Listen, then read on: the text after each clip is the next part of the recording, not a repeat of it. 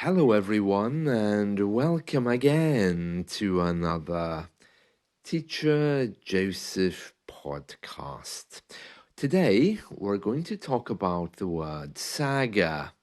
A saga is a long running commentary or history where there's many different parts to the story.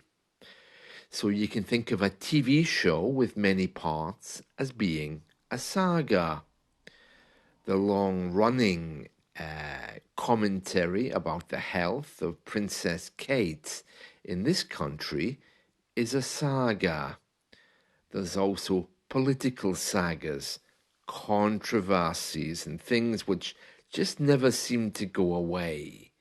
Every day there's an extra bit of the story, and to be honest, it gets a bit dull and boring. A saga. Now, let me just give you a few examples of the word saga, just so it's clear. Some people say saga, others say saga, with an A, which sounds a bit different. It's because of the way we say things in English. France, in received pronunciation, is France in other parts of the UK. So saga or saga. Here's a few examples. The author began a new saga that promised a real change to the characters in her books. The movie trilogy told the saga about aliens invading Earth. The ongoing saga of the political scandal made headlines around the world. The football team's championship saga had fans watching TV every day, waiting to see who was going to win the match. Now, speaking of saga and sagas, we use this in reported speech a lot, and there's an ongoing saga right now in our media about Princess Kate's brother. His name is James Middleton, and he's saying the actions of a local man are causing him anxiety and distress at his home. Now, let's just go over this story. The Princess of Wales' brother is locked in a toxic feud with a nightmare neighbour who has allegedly put up posters around the village attacking the Middleton family.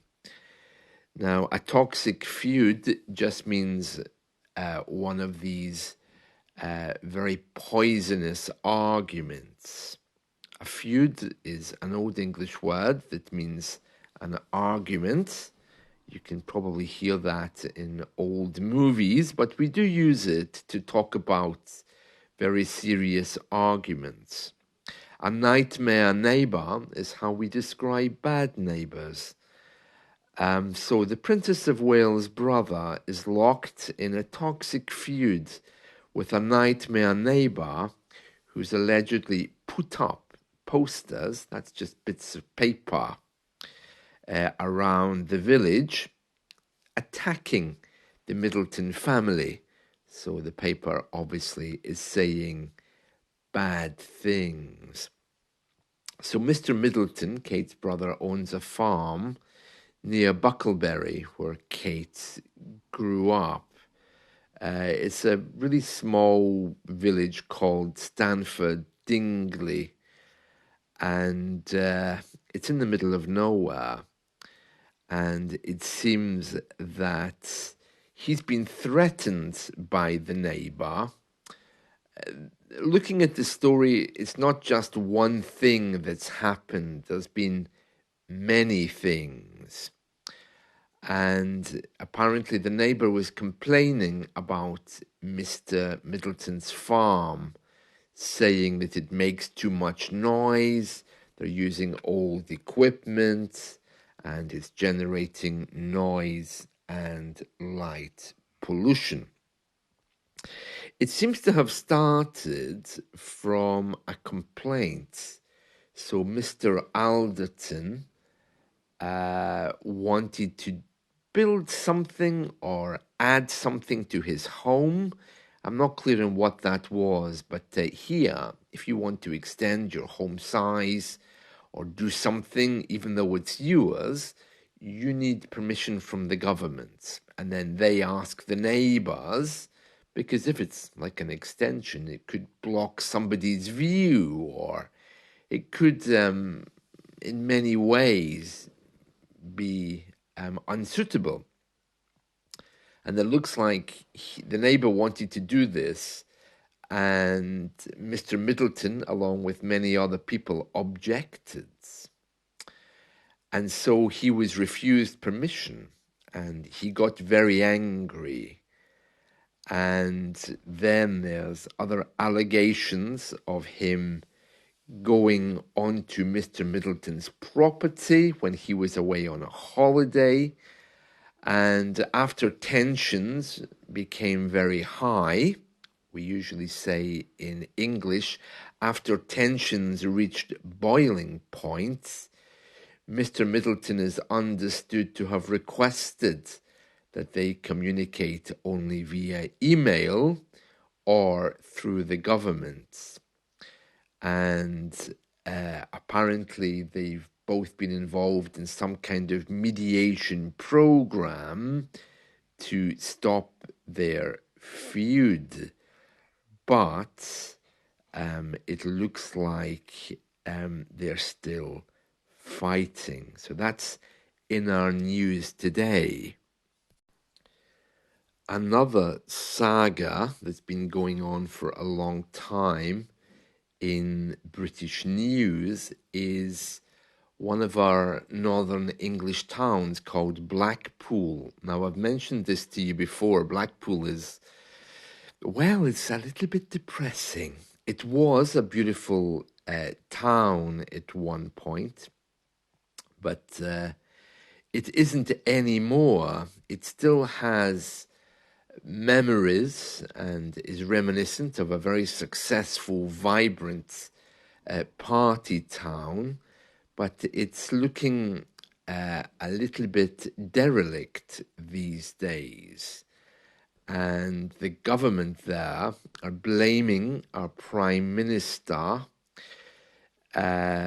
for Blackpool's descent from being a bustling beachside resort town, which has now become a town with closed shops, antisocial behaviour, and an overstretched health service. And they found one of the locals who's warning her son not to walk down the main street in Blackpool because it's simply not safe anymore. She says there's nothing for children to do that doesn't cost a fortune. And it looks like someone else that they found has said he's taken out private health insurance after being left waiting for multiple surgeries on the government's waiting lists. And yeah, it looks quite rough. So they're blaming our Prime Minister for this. So that's another ongoing saga. Another saga which has been happening, and it just means something that's been going on over a number of days or weeks. The European Union came to our government and offered them the possibility of allowing our young people between the ages of 18 and 30 to live, work, and study in the EU zone. the European Commission wanted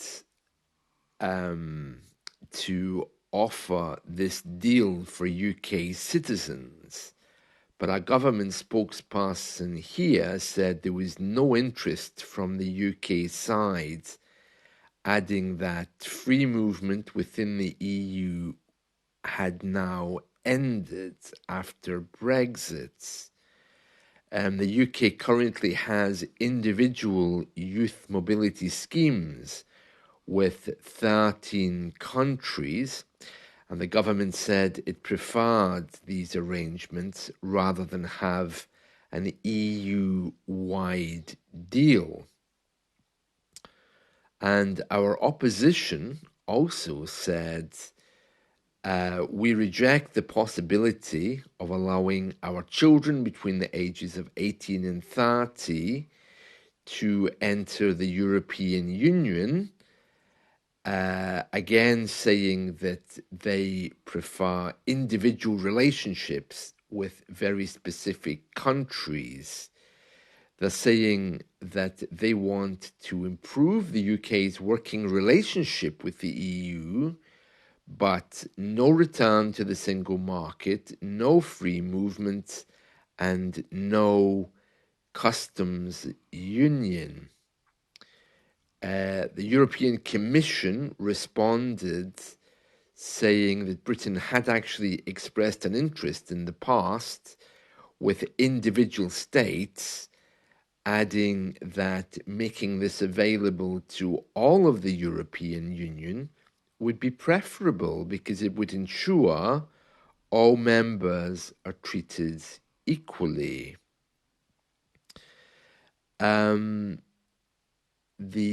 One of the vice presidents for the European Commission said this will probably restrict the choices of students in the UK. And they're saying that they want to be ambitious and realistic about the relationship between the EU and the UK. Oh dear.